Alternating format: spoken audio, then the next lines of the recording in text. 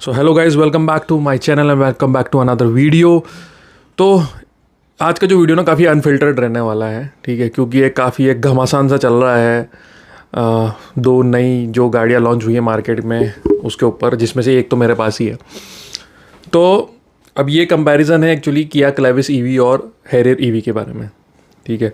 तो काफ़ी अनफिल्टर्ड रहने वाला है, काफ़ी रॉ रहने वाला है रिव्यू। तो मैं काफ़ी अपने पर्सनल एक्सपीरियंसेस भी शेयर करूँगा। So please guys, this is just my personal experience and personal opinion that I'm sharing in this video. So please do not take any offense. तो सबसे पहले तो हम वो कैटेगरी समझेंगे जिसमें ये दोनों गाड़ियाँ बिलोंग करती हैं। तो एक गाड़ी बिलोंग करती है एमपीवी कैटेगरी को, दैट इज़ मल्टीपर्पज़ व्हीकल, और दूसरी गाड़ी एसयूवी कैटेगरी को बिलोंग करती है, that is sports utility vehicle.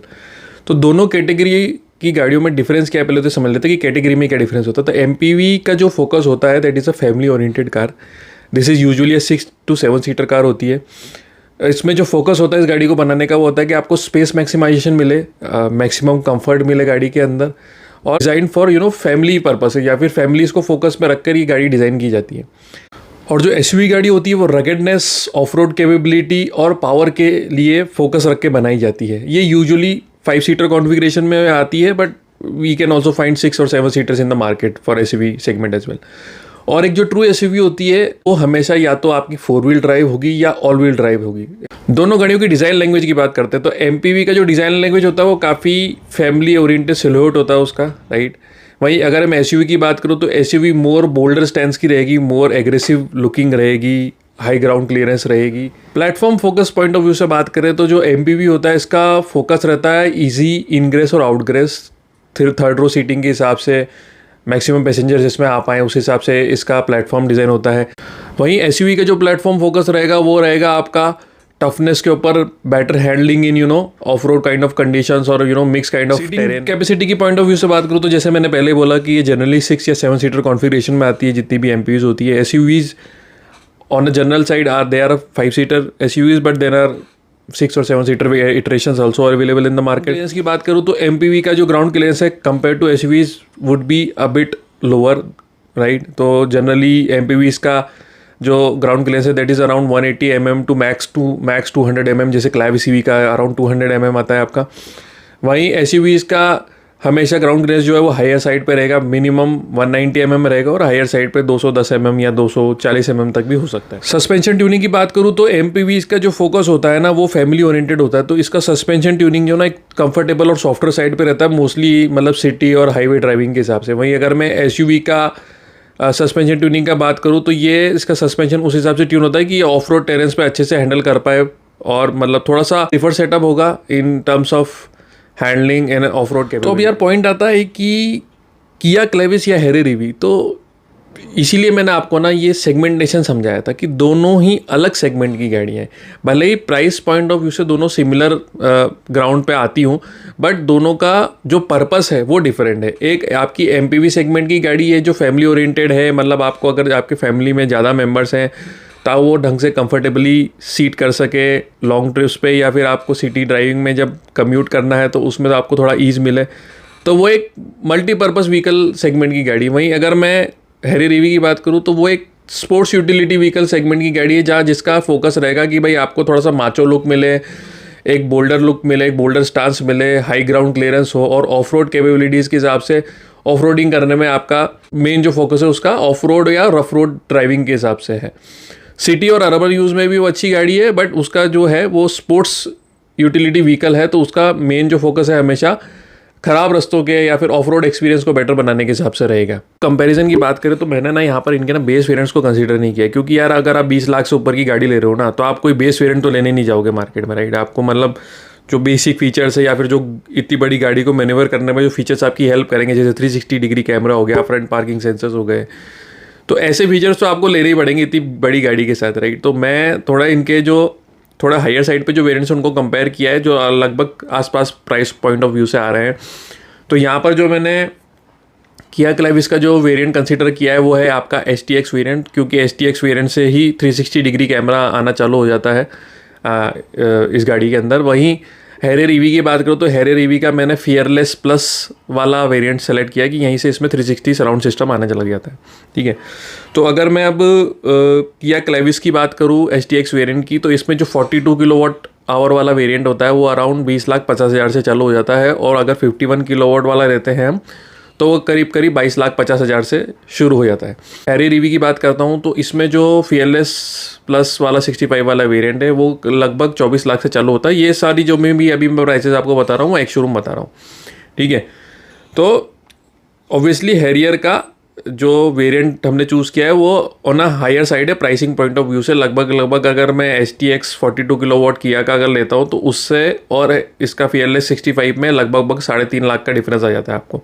वहीं अगर मैं STX का ER वाला मतलब 51 किलोवाट वाला वेरिएंट लेता हूँ तो वही 65 किलोवाट वाले से लगभग 1.5 लाख का डिफरेंस। अब आप इसका फीयरलेस प्लस वाला 75 किलोवाट वाला वेरिएंट लेते हैं तो वो लगभग इसमें 1 लाख रुपए महंगा पड़ता है आपको 65 किलोवाट वाले से। मतलब अगर वो 24 का है 65 वाला तो ये आपको 25 का पड़ेगा। पर यहाँ किया एक चीज़ में बाजी मार जाती है कि आपको इवन जो 42 किलोवाट वाला वेरिएंट है जो 20,50,000 एक शोरूम मैंने जिसका प्राइस बताया था आपको, उसमें भी आपको एडास लेवल 2 मिल जाता है। वहीं अगर आपको एडास वाला वेरिएंट लेना है हैरियर ईवी का तो आपको और हायर साइड पर जाना पड़ेगा। तो जहाँ तक मुझे पता है एम्पावर्ड से ही इसका एडास चालू होता है। तो एम्पावर्ड लगभग आपका 27,50,000 एक शोरूम से चालू होता है 75, और एम्पावर्ड से आपको 75 में मिलेगा, 65 में आता ही नहीं है।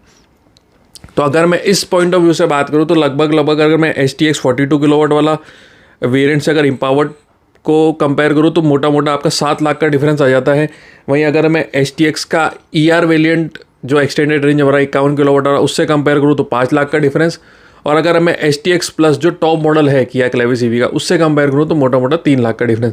मतलब अगर आपको एडास चाहिए तो आपको एम्पावर्ड वाले वेरिएंट पे ही शिफ्ट करना पड़ेगा, आपके पास कोई दूसरा ऑप्शन नहीं है। और मैं तो ये बोलूँगा यार कि इतनी बड़ी गाड़ी अगर अपन ले रहे हैं तो एडास तो होना ही चाहिए गाड़ी के अंदर। जैसे मैंने अपनी पुरानी वीडियोज़ में ही बोला कि यार एडास बहुत हेल्प करता है गाड़ी को, सिर्फ ड्राइविंग के टाइम ही नहीं, पार्किंग वगैरह करने में और चीज़ों में भी बहुत हेल्पफुल रहता है। जैसे वो जिसके जो रियर क्रॉस ट्रैफिक अलर्ट्स हैं या rear cross traffic avoidance system है वो काम आता है इतनी बड़ी गाड़ी में। तो मैं तो बोलूँगा कि इतनी बड़ी गाड़ी अगर आप ले रहे हैं तो एडास वाला वेरिएंट तो आपको चुनना ही चाहिए किसी भी हाल में। तो चलिए क्विक मैं आपको बता देता हूँ कि अगर आप फीयरलेस प्लस 65 वाला वेरिएंट लेते हैं तो उसमें क्या क्या एडिशनल फीचर्स है जो आपको किया क्लेविस के STX और STX ER वाले वेरिएंट में नहीं मिलेगी। तो सबसे जो मेजर डिफरेंस मेरे को लग रहा है, एक तो आपको 19 इंच के अलॉय व्हील्स मिल जाएंगे जो 17 इंच ही मैक्सिमम मिलता है आपको STX ER में।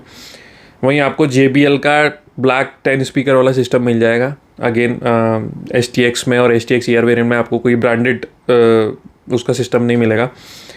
वहीं पावर एडजस्टेबल ड्राइवर सीट मिल जाएगी with memory function and welcome retract 6 power, तो वो भी एक एडिशनल आपको एडवांटेज है। फ्रंट सीट वेंटिलेशन मिल जाएगा, ड्यूल जोन क्लाइमेट कंट्रोल मिल जाएगा, but I don't think dual zone का कुछ बहुत ज़्यादा फर्क है। जो दो सीटिंग होती है वहीं पे ड्यूल जोन काम करता है, राइट। वहीं अगर मैं एम्पावर्ड 75 वाले वेरिएंट की बात करता हूँ जिसमें एडास आता है तो उसमें आपको और भी एडिशनल फीचर मिल जाएंगे। जैसे आपको ऑटो पार्क असिस्ट मिल जाएगा, HD रियर व्यू मिरर मिल जाएगा, मतलब उसने रियर व्यू मिरर में जो है कैमरा इंटीग्रेटेड है तो उसी में आपको पूरी फीड मिल जाती है। वहीं 540 व्यू है तो वो 540 तो I think that's a gimmick की वो जो गाड़ी है उसको ट्रांसपेरेंट करता है तो उसके अंदर 4 कैमरे ही, ठीक है, इंक्लूडिंग द रियर व्यू को पकड़े तो 5 कैमरे हो जाएंगे। बट हाँ वो ट्रांसपेरेंट करके दिखाता है, उसको 540 डिग्री व्यू बोलते हैं। बाकी हाँ आपको एक बड़ा इंफोटेनमेंट यूनिट मिल जाएगा करीब 14 इंचेस का, जो कुछ 12.5 इंच का आता है आपको किया के अंदर। पावर टेल गेट मिल जाएगा, गेस्चर एक्टिवेशन मिल जाएगा, 10 मोड्स मिल जाएंगे, खैर एम्बियन लाइट वगैरह हो तो इसमें भी आती है किया में। तो ये कुछ अच्छे फीचर्स हैं जो आपको हैरियर ईवी में मिल जाएंगे। तो बट अगेन वही बात है कि यार आपको उसके लिए ज़्यादा पे भी करना पड़ेगा। जैसा कि मैंने आपको बोला कि 7 लाख अगर अपन STX 42 किलोवाट से कंपेयर करते हैं तो, और अगर एक्सटेंडेड रेंज वाले से कंपेयर करते हैं तो मोटा 5 लाख का डिफरेंस है।